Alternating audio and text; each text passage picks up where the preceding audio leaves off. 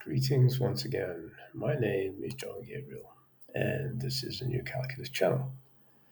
So, yesterday I had a debate with one of the poster boys of mainstream stupidity, and several topics came up. Unfortunately, we weren't able to cover them all, but I'd like to reveal just a couple or so of those misconceptions that are held by mainstream academics. So, let's begin.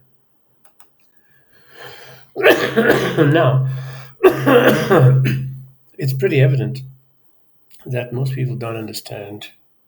Parallel lines are defined on the requirements 1 through 3 of Euclid and some definitions after those two. Well, if you want to know what that's all about, what you'd have to do is look at my revised elements book 1, and it tells you what an angle is in its primitive definition and how it arises from the arc between any two radii emanating from a shared point, which is the center of the circle. So the unique measurement of an angle is determined by the ratio of the arc length to the radius, with the greatest possible angle achieved when the arc encompasses the entire circumference. So angles subtended on the same arc are of equal measure regardless of circle size, because the ratios are always in proportion. And this, by the way, is proved later in the elements. This is easy given that the square sides are in proportion and there is symmetry between the square sides and the circle.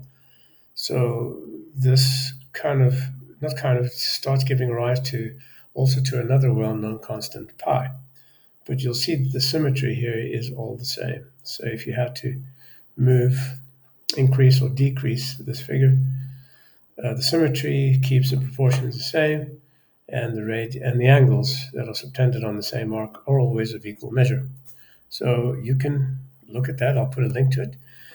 And it's called the Revised Elements Book 1. And of course, to understand where these definitions are made without the nonsense of axioms, because you see, mainstream academics don't understand mathematics.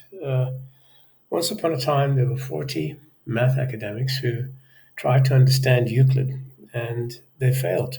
They couldn't figure out why things were written the way they were, and they couldn't figure out the meaning of number, of arithmetic. All those things were totally foreign to them. So they, by the way, were the Bourbaki group. So they decided, because they did not understand, they're going to form new foundations. And they created this doctrinal statement of belief called the ZFC axioms. It's actually the 9 ZFC beliefs.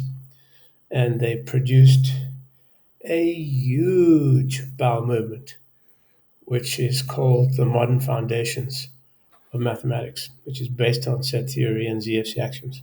But of course, someone like me doesn't subscribe to stupidity. And there aren't many like me, but there are others like me. So, in this revised elements prologue, you will see how to derive all of those concepts from nothing. Okay, they are. And it also teaches you how you can discern a well-formed concept from a garbage one. So, it has a lot more than that. It goes on to derive every single concept in Euclid. Okay, every single concept. For example, why did the fourth requirement result as a culmination of the prior three?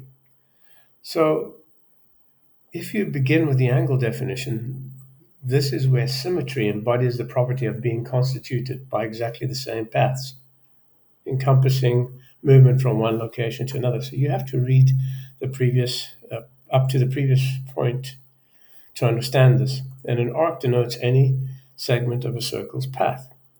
So now, once you get to that point, you're ready to define parallel lines. Okay, how do you define parallel lines? So you say, let's have a circle with a diameter, and if we have similar or same, not similar, it's the same arcs subtended on the diameter, and we join the endpoints of the arcs like that to give you this line here, then this line here is defined to be parallel to the diameter. Okay, so that's the definition of parallel. It's contrary to all the confusion and rot that your mainstream math professor and teacher tell you. They don't understand geometry, never have, don't understand mathematics. They're complete morons. Okay, so that's the first thing, excuse me, that I encountered with this little dimwit in the debate yesterday. Doesn't know anything, but is able to memorize a lot of things. And yes, I would advise you to watch that debate. It's a good debate, and it's right over here. It's a debate with the product of pure mainstream mathematics stupidity. So, in this video, I show you in the first comment, and I'm going to just stop it here. Okay, in the first comment,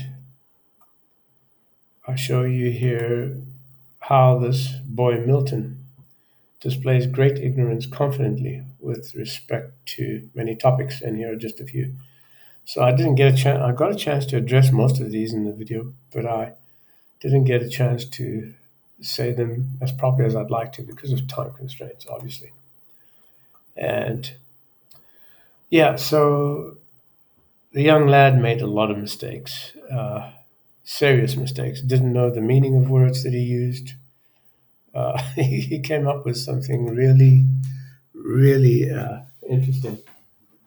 When I asked him what the word intuitive means, he gave the wrong meaning. Then, after he had found the right meaning, well, he says, well, what I meant is intuitive underscore Milton.